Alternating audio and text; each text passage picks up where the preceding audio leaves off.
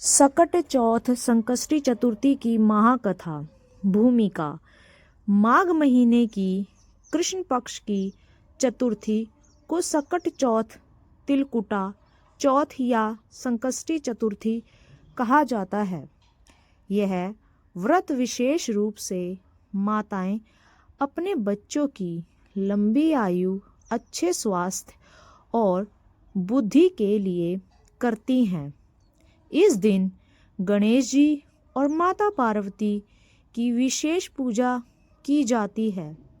पुराणों में कहा गया है, जो नारी श्रद्धा और नियम से सकट चौथ का व्रत करती है, उसके जीवन से बड़े बड़े संकट भी दूर हो जाते हैं। आइए आपको पहली कथा सुनाते हैं। माता पार्वती, गणेश जी और सकट माता की उत्पत्ति बहुत प्राचीन समय की बात है। कैलाश पर्वत पर माता पार्वती अपने पुत्र गणेश के बाल स्वरूप को देखकर अत्यंत आनंदित रहती थी। गणेश जी बचपन में बहुत चंचल थे, लेकिन उतने ही बुद्धिमान भी थे। एक दिन देवताओं पर संकट आ गया। दैत्य चंद्रकेतु ने अपने तप के बल पर स्वर्ग में उत्पात मचा दिया। देवता भयभीत होकर भगवान शिव के पास पहुँचे।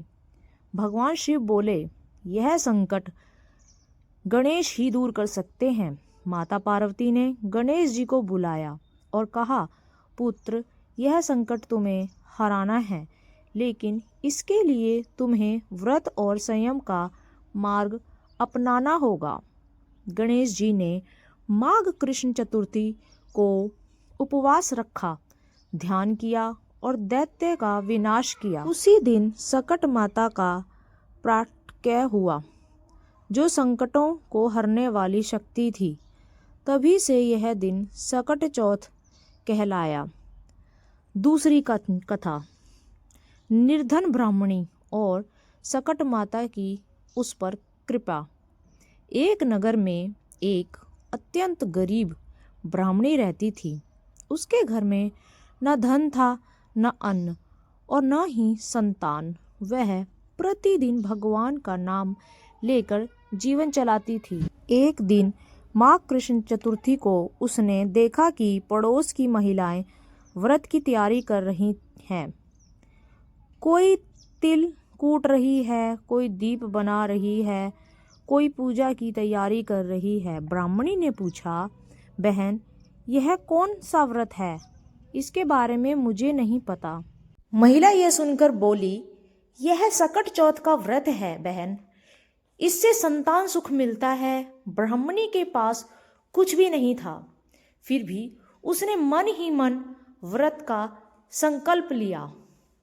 उसने नदी से स्नान किया, मिट्टी का दीप बनाया और थोड़े से तिल मांगकर पूजा की।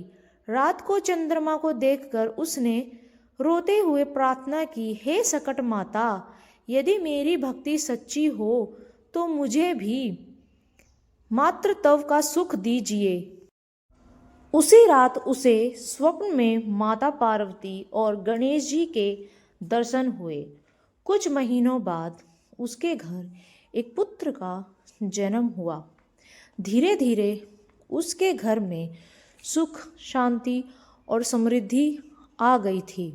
वे बेहद ही खुश थे। तीसरी कथा। राजा हरिश्चंद्र, तारामती और सकट व्रत का प्रभाव।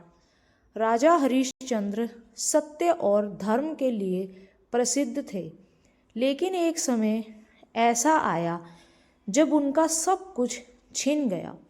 वे शमशान में काम करने लगे और रानी तारामती दासी बन गई। एक वर्ष माघ कृष्ण चतुर्थी आई।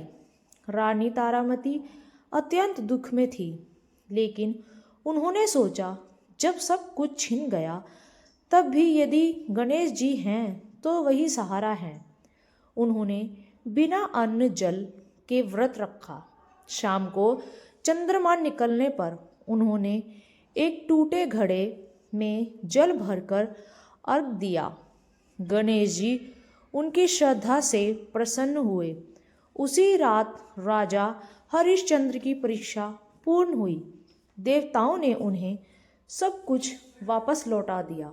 यह सिद्ध हुआ कि सकट चौथ का व्रत असंभव को भी संभव बना देता है और सभी मनोकामना पूर्ण करता है। कथा चौथी। एक माँ की तपस्या और पुत्र की रक्षा। एक गांव में एक माँ रहती थी जिसका इकलौता पुत्र बार बार मृत्यु के समीप पहुंच जाता था। वैद्य भी हार मान चुके थे। एक साधु ने कहा, यदि तुम्हारी श्रद्धा सच्ची है तो सकट चौथ का व्रत करो, उससे तुम्हारे पुत्र की जान बच जाएगी। माँ ने लगातार 12 वर्षों तक सकट चौथ का व्रत रखा, कभी भूखी कभी प्यास से व्याकुल, लेकिन नियम नहीं छोड़ा। 12वें वर्ष सकट माता स्वयं प्रकट हुई और बोली, तुम्हारा पुत्र दीर्घायु होगा, उसकी उम्र लंबी होगी। वह बालक बड़ा होकर विद्वान और यशस्वी बना। सकट चौथ व्रत का महत्व। इस व्रत का क्या महत्व है, आइए जानते हैं। यह व्रत मातृ प्रेम का प्रतीक है। बच्चों को नज़र, रोग और संकट से बचाता है। गणेश जी की कृपा से बुद्धि और सौभाग्य बढ़ाता है। तिल और चंद्रमा शांति और शुद्धता का प्रतीक हैं। अगर आपको हमारी स्टोरीज थोड़ी सी भी अच्छी लगती हो तो हमारे चैनल को लाइक, शेयर, सब्सक्राइब ज़रूर कर लें। साथ ही साथ बेल आइकन को भी दबा लें ताकि हमारी आने वाली लेटेस्ट वीडियो सबसे पहले आपको मिले। तब तक के लिए राधे राधे, जय श्री कृष्णा, जय गणेश।